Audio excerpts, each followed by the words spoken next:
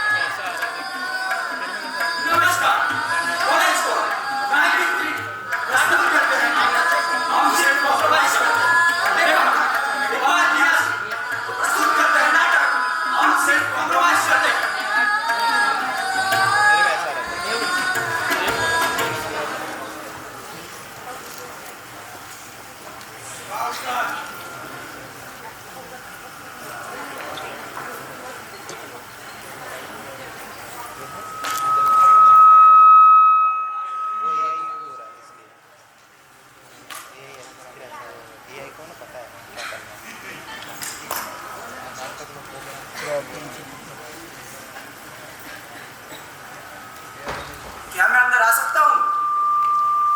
तुम पहले ही अंदर आ चुके हो। इसका मतलब तुमने मुझे पहचान लिया।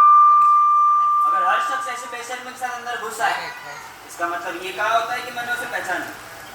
इसका मतलब तुमने मुझे सचमुच नहीं पहचाना।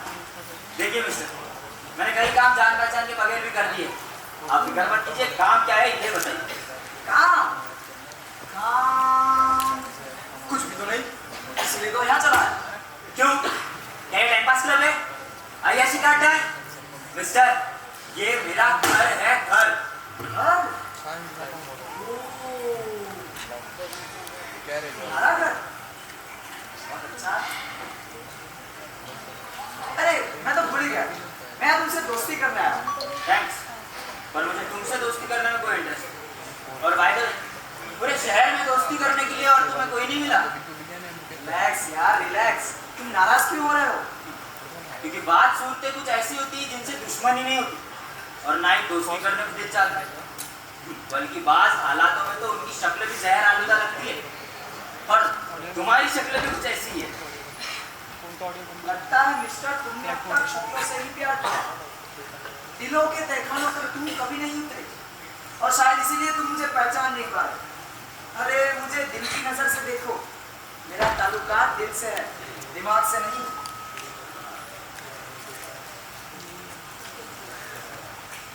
कहाँ से आए हो? तुम्हारे आसपास से, तुम्हारे घर से, तुम्हारे ऑफिस से, तुम्हारे शिकस्ता वजूद के अंदर से। लगता है जिस पागल खाने में तुम्हें जंजीरों से बांधा गया था वो जंजीरें ढीली थी। तुम वहां से फरार होकर सीधे आ गए। कब तक हकीकतों को मजाक के पैरान में छुपाते रहोगे? कब तक? कब तक? कब तक? कब तक इस निजे वजूद के हिस्सों से गाफिल रहोगे? कब तक? कब तक? कब तक? तुम अपने जिस्म से गुम होते अंग को भूलते जा रहे हो। भूल रहे हो, भूल रहे हो, भूल रहे हो। जिस दिन अपने खोखलेपन पर सोचोगे और खालीपन का एहसास होगा, उस दिन हकीकतों पर से बेहोशी का पर्दा उड़ जाएगा। उड़ जाएगा, उड़ जाएगा, उड़ जाएगा। और उस दिन तुम्हें अपने जिंदा होने का एहसास होगा और तुम मुझे भी पहचान लो। कौन हो तुम? तुम्हारा एहसास, कौन हो तुम? तुम्हारे जज्बात, कौन हो तुम? तुम्हारी सोच, तुम्हारी फिक्र, कौन हो तुम? तुम्हारा संगीत, तुम्हारी आत्मा। नहीं नहीं, चले जाओ, चले जाओ यहाँ से। Leave me alone, please please leave me alone. कब तक इस तरह तुम अकेले रहोगे? तुम बहुत अकेले रह चुके। तुम्हारे हालात अब मुझसे पोशीदा नहीं। तुम अपनी इस दशा के खुद जिम्मेदार। वैसे तुम ये क्या लिख रहे हो? अपनी डेली डायरी। एक यही तो मेरा आखिरी सहारा रह गई है। तुम कहते हो ना कि मुझे जिंदा होने का एहसास नहीं रहा, लेकिन ये डेली डायरी जिसमें मेरे हालात किसी सुलगती हुई भट्टी की तरह चल रहे हैं और मुझे जिंदा होने का हरदम एहसास दिला है। गलत कह रहे हो। इस डायरी ने तुम्हारी मौत का ऐलान कर दिया। इस डायरी के सबब तुम जिंदा लाश बनकर रह गए। इस डायरी ने तुम्हें कमजोर बना दिया। तुम नपुंसक हो गए, तुम मासूम हो गए। ये डायरी तुम्हें कुछ सोचने नहीं देती, जीने नहीं देती। तुम मासूम हो गए, अपंग हो गए, हैंडीकैप, जस्ट हैंडीकैप। नहीं नहीं, ये नहीं हो सकता। यही हुआ है। और जानना चाहते हो क्यों? इस डायरी का पहला पन्ना नहीं। और पढ़ो, तुमने इसमें किसके बारे में लिखा?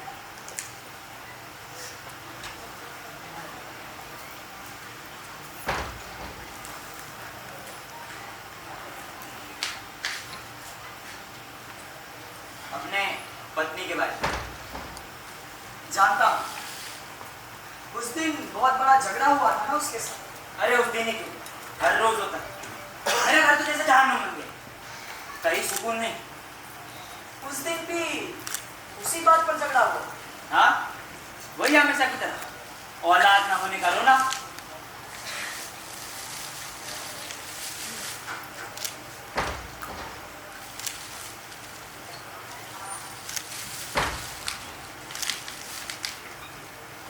हर वक्त पर फिर वही दिल्ली के किसी क्लिनिक के इश्तिहार पढ़ रहे होंगे। कुछ कहा तुमने? मैं कह रही थी कि कब तक ऐसा चलेगा? हमारी शादी के 10 बरस हो चुके हैं, लेकिन तुम ये हर दूसरे तीसरे दिन वही शिकायत लेकर क्यों बैठ जाती हो? तो क्या करूं? कब तक अपने अंदर हुमकने वाले नन्हे बच्चे का गला घोटती रहूं? कब तक? मुझसे बर्दाश्त नहीं होता ये सब। तो तुम्हारा क्या कहना? मैं अकेला इसका जिम्मेदार हूँ? तुम और तुम्हारा वो भगवान नहीं? तुम्हारे रोज रोज की शिकायत हो, तुम्हारे व्यंग्यात्मक तीरों से मैं छलनी हो चुका हूँ। तुम्हारा वो भगवान नहीं चाहता कि हमें औलाद का सुख मिले, तो इसमें मैं क्या कर सकता हूँ? कसूर भगवान का नहीं, तुम्हारा है। क्या मतलब है तुम्हारा? वो तो तुम अच्छी तरह जानते हो, और डॉक्टर ने भी कह दिया है कि दोष मुझ में नहीं, तुम में है। बकवास है ये। मैंने अपना चेकअप करवाया है। और मैंने भी। तुम चाहो तो मैं तुम्हें दूसरी शादी करके साबित कर सकता हूँ। कोई फायदा नहीं। मैं नहीं चाहती कि दूसरी औरत भी उसे अंदर पल पल चले जिसमें मैं चल रही हूँ। What? You? मारो, मुझे और मारो, लेकिन मैं इसी तरह चीख चीख कर तुमसे अपने बच्चे की मांग करती रहूंगी, और तुम हर बार मुझे इसी तरह पीटोगे। तुमसे कुछ नहीं होने वाला। अब मैं यहाँ नहीं रहूंगी, मैं जा रही हूँ। और वो चली गई अपने मायके, है ना? हाँ, मैंने उसे बहुत बुलाना चाहा, लेकिन वो नहीं आई। हाँ, मैंने उससे बहुत मना, हाथ पैर जोड़े, माफी मांगी, और 1 साल बाद वो घर आई। घर तो आई, लेकिन उसकी गोद में बच्चा था। हाँ, वो बच्चा क्या उसने गोद लिया? नहीं, उसका अपना था। मैं नहीं जानता, और मैं नहीं चाहता। तुमने जानना भी नहीं चाहा? नहीं, क्योंकि मैं डरता था समाज से, सोसाइटी से, अपनी इज्जत खोने के डर से। मेरे पास और कोई चारा भी तो नहीं था। तुमने सोचा कि किसी दिन उससे बहुत बड़ा झगड़ा करके उसे घर से बाहर निकाल दिया, उस पर आवाज बच्चलन होने का इल्जाम लगाकर। लेकिन मैंने तो ऐसे सिर्फ सोचा था ना, क्योंकि तुम कुछ कर भी नहीं सकते थे। हाँ, क्योंकि तुम ऐसा करते तो तुम्हारी इज्जत की हड्डियां बीच चौराहे टूट जाती, और इस तरह तुमने अपनी बीवी के साथ कॉम्प्रोमाइज किया। वो बच्चा धीरे धीरे तुम्हारी नफरत और मुसीबतों की तरह बढ़ने लगा, और तुमने भी समाज में अपनी इज्जत की खोने के डर से समझौते का नकाब पहना। शायद मैं ऐसा करने पर मजबूर था। रफ्ता रफ्ता तुम्हारी बीवी के साथ तुम्हारा व्यवहार भी नरम होता गया।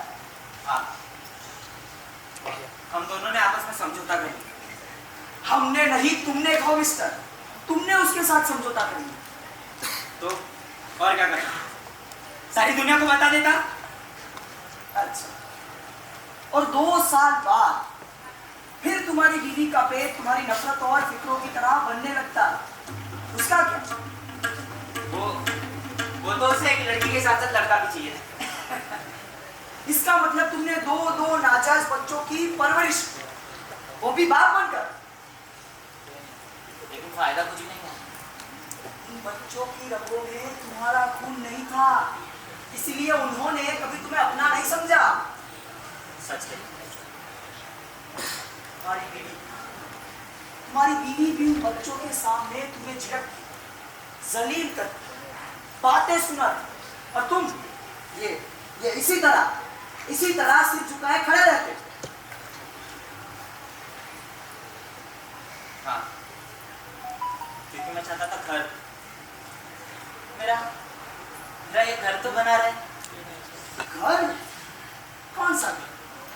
ये 4 दीवारों वाला खोखला मकान, जिसमें समझौते की छत के नीचे सब जीने का, जिंदगी गुजारने का अभिनय कर रहे थे।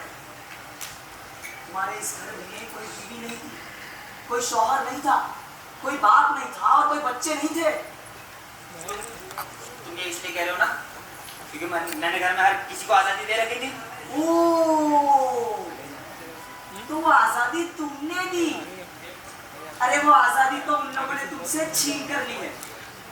अरे सारे फैसले भी वो खुद करती है, तुम उसके लिए सिर्फ कहने के शौहर, महज एक दिखावे, एक ऐसा शख्स जिसे शोकेस में सजा कर रख दिया गया और जिसकी पेशानी पर लिख दिया गया हो शौहर। अरे बच्चे भी सिर्फ तुम्हारी बीवी का खास होते, तुम्हारी हैसियत उनकी नजर में महज एक स्पॉन्सर जैसे, प्रोडक्ट किसी और का, और मार्केट में अपना लेबल लगाकर प्रमोट करने वाला कोई और। अरे कैसे सह लिया तुमने ये सब? क्यों किया ये समझौता, ये कॉम्प्रोमाइज? Compromise, compromise, compromise. तो क्या बुरा किया? समझौता ही किया है ना, अपने बीवी से, बच्चों से। दुनिया का हर मर्द और औरत समझौता करते हैं, हमें कदम कदम पर समझौते करने पड़ते हैं। और वैसे औरत और मर्द के घरेलू ताल्लुकात की बुनियाद समझौते पर ही कायम।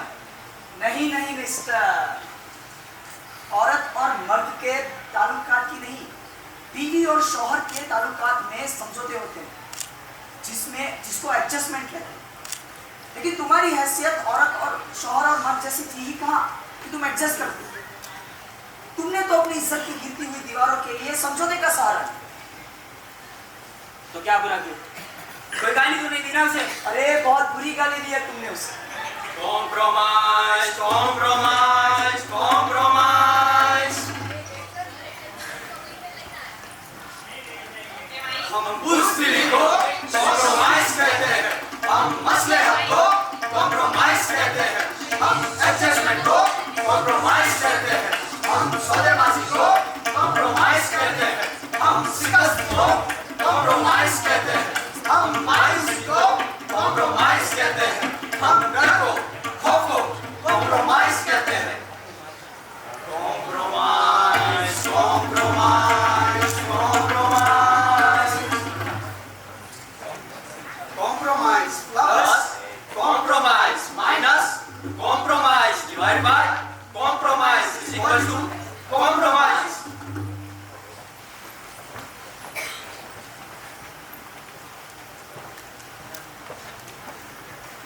तुम मुझे बुज़दिल, कमजोर साबित करने पर क्यों तुले हो? आखिर क्यों? तुम्हारी बुज़दिली दरअसल कॉम्प्रोमाइज है, या फिर कॉम्प्रोमाइज करते करते तुम बुज़दिल हो गए हो। चलो ठीक है, तुम्हें अपने बुज़दिल कहने पर एतराज है ना? इस डायरी का तीसरा पन्ना दिखा और देखो तुम्हारी बुज़दिली की तस्वीर इसमें किस तरह ढली है। तुमने इसमें किसके बारे में लिखा? अपने ऑफिस, अपने बॉस के बारे में। क्या लिखा? मेरा बॉस मुझसे एक समझौता करना चाहता था।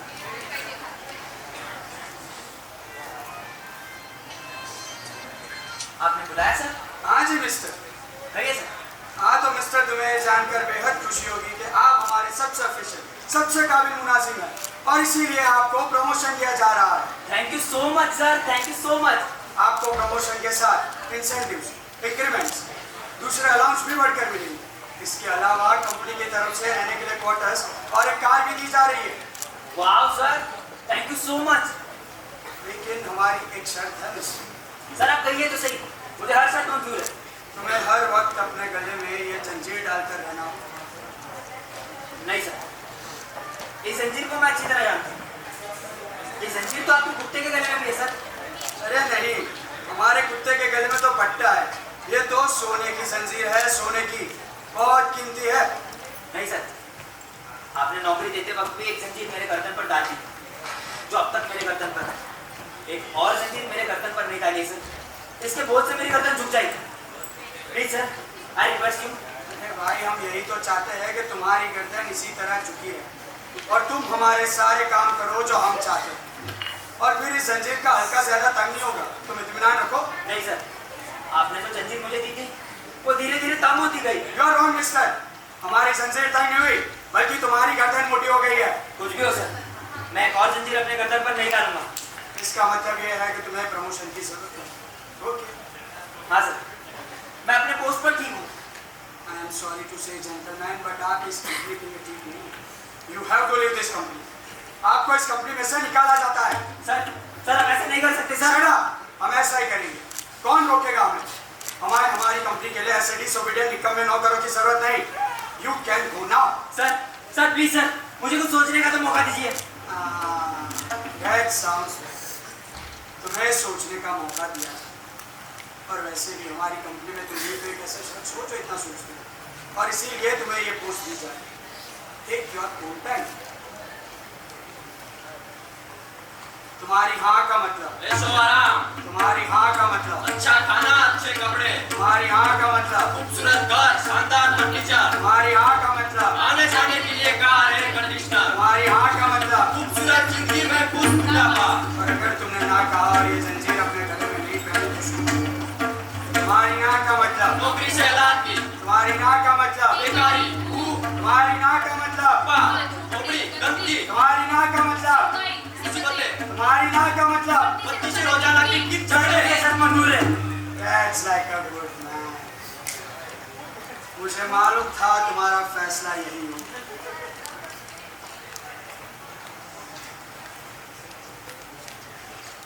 और इस तरह तुमने मुझे वहां भी बेच दिया, अपने बॉस से कॉम्प्रोमाइज कर लिया। तो तुम क्या चाहते हो? मैं घर से बेघर हो जाता, बीवी और बच्चों को ताने देने का एक और मौका देता। हाँ तो क्या हो जाता? क्या दुनिया में और लोग इन परेशानियों के साथ नहीं जीते हैं? तुम चाहते हो वो कहानी जिसके बीज मेरे घर में बोए गए हैं, वो एक दरख्त की शक्ल में लोगों के सामने आ खड़े होते, लोगों की उंगलियां इतनी उठती कि उनके बोझ के पीछे मैं खत्म हो जाता। लेकिन ये मुझे मंजूर नहीं था। और बुज़दिलों की तरह ये जंजीर अपने गले में पहन लेना मंजूर था। इसे बुज़दिली नहीं, समझौता कहते हैं। तुम फिर बुज़दिली को समझौते का नकाब पहना रहे। मुझे समझ में नहीं आता कि कब तक तुम इस तरह समझौते करते रहो, कब तक इस तरह समझौते की सलीब पर लटके रहोगे। अरे लटके लटके एक दिन तुम खत्म हो जाओ और ये दुनिया भी नहीं। चलो एक और नामर्द, एक और बुज़दिल कम हो। बुज़दिली, नामर्दी, कमजोरी, इन लफ्जों के अलावा भी कुछ है तुम्हारे पास? बुज़दिली, नामर्दी, कमजोरी, इन लफ्जों के अलावा तुम्हारे पास है ही क्या? तुमने मुझे परेशान कर दिया, मेरा सुकून बर्बाद कर दिया। चले जाओ तुम यहाँ से, चले जाओ। चला तो मैं भी जाऊंगा, लेकिन तुम फिर बुला लोगे ना, क्योंकि तन्हाई में तो तुम्हारा दम घुटने लगता है। हाँ, क्योंकि मैं अकेला हूँ, बहुत अकेला। बिल्कुल, तुम बहुत अकेले हो। इस दुनिया में तुम्हारा अपना कुछ नहीं। तुम्हारा जिस्म इस दुनिया में दूसरों के सहारे वजूद में आता है। तुम जिए किसी दूसरों के लिए और एक दिन दूसरों के कंधों पे लेट कर इस दुनिया से चले जाओ। तुम्हारा इस दुनिया में कुछ नहीं। अरे तुम्हारा अपना वजूद भी तुम्हारा नहीं, क्योंकि तुम्हारे हाथ तुम्हारे बच्चों के पेट से बंधे हैं। तुम्हारी जबान तुम्हारी बीवी ने काट कर अपने पास रखी है। तुम्हारी सोच, तुम्हारा दिमाग तुम्हारे बॉस ने ऑफिस के दराज में बंद कर दी। तुम्हारी आंखें तुम्हारी ऑफिस की फाइलों में कैद है। तुम्हारी खुशी तुम्हारे दोस्तों की मुट्ठी में बंद है। तुम्हारे दुख, तुम्हारे आंसू तुम्हारे दुश्मनों के कब्जे में हैं और तुम्हारे अपने पास कुछ नहीं सिवाय एक लफ्ज कॉम्प्रोमाइज। नहीं नहीं, ये नहीं हो सकता। मेरे हाथ का है कॉम्प्रोमाइज, कॉम्प्रोमाइज, मेरा पेट का है कॉम्प्रोमाइज, कॉम्प्रोमाइज, मेरी आंखें का है कॉम्प्रोमाइज, कॉम्प्रोमाइज, मेरे पैर का है कॉम्प्रोमाइज, कॉम्प्रोमाइज, मेरा दिल मेरा जमीन का है कॉम्प्रोमाइज, कॉम्प्रोमाइज।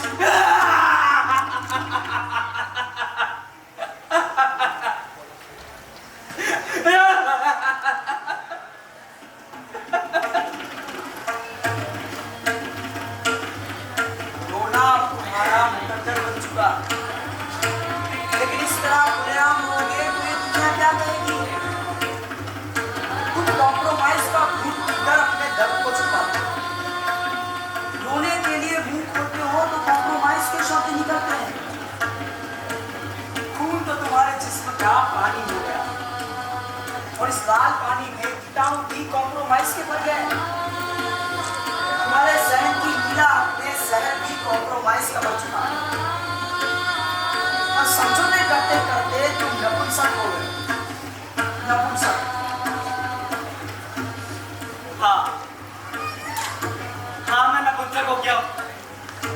नपुंसक, नामर्द, लेकिन ये सब कुछ महज कुछ पाने के लिए। महज कुछ पाने की लालच में तुमने अपना सब कुछ खो दिया और बदले में तुमने क्या पाया? ये डेली डायरी जिसमें हर पन्नों पे लफ्जों ने सिसक सिसक कर दम तोड़ दिया है। सच्चाई ने जिसकी हर सत्ता में खुदकुशी कर ली। इस डायरी ने तुम्हें पल पल मारने का मंसूबा बना रखा और पल पल तुम्हारी जहनी मौत हो रही है। तो फिर मैं क्या करूं?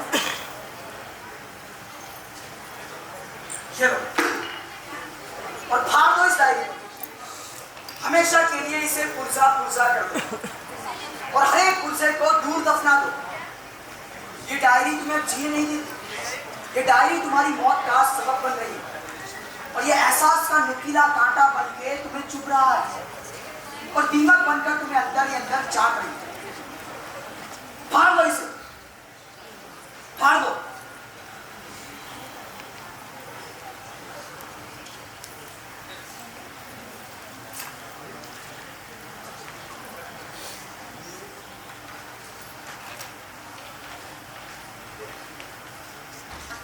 शुक्रिया मेरे दोस्त, तुमने मुझे सही रास्ता दिखाया, लेकिन इस डायरी से ज्यादा तुमने मुझे परेशान कर रखा है। इसलिए इस डायरी का पुर्जा पुर्जा करने से पहले तुम्हारा मरना भी जरूरी है। ये तो क्या कर रहे हो? नहीं, छोड़ो मुझे, छोड़ो, मुझे मार नहीं सकते। मैं मर नहीं सकता, मैं वापस आ जाऊंगा। छोड़ो, तुम जितनी बार रोकोगे,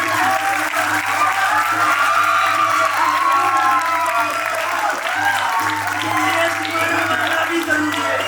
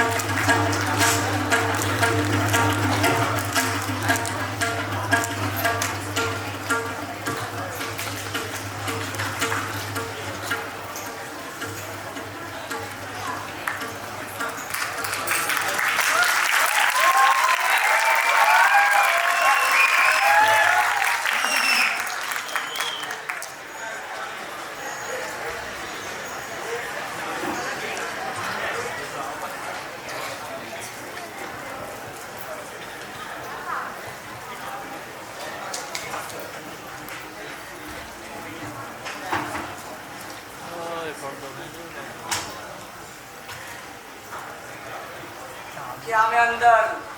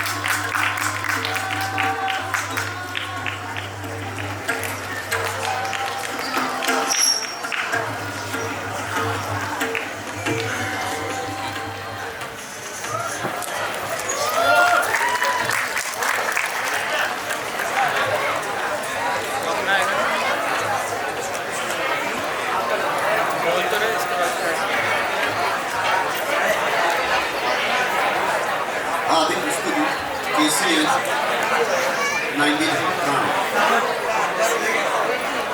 હવે પછી college code KCL 87 college code KCL 87 87 number પોતાની સ્થિતિ રજૂ કરશે બેક સ્ટેજમાં ફરીવાર વિદ્યાર્થીઓને વિનંતી છે વોલેન્ટિયરનું ખાસ શાંતિ જાળવવા માટેનો પ્રયાસ કરે ચાલુ રજૂઆત કરજે અને જેટલી કૃતિ ભજવાઈ ગઈ છે તેમની ટીમને વિનંતી છે કે રજિસ્ટ્રેશન કાઉન્ટર પરથી પાર્ટિસિપેશન સર્ટિફિકેટ મેળવી લે રજિસ્ટ્રેશન કાઉન્ટર પરથી પાર્ટિસિપેશન સર્ટિફિકેટ મેળવી લે જેમની ભજવણી થઈ ગઈ છે હવે પછીની ભજવણી છે KCL 87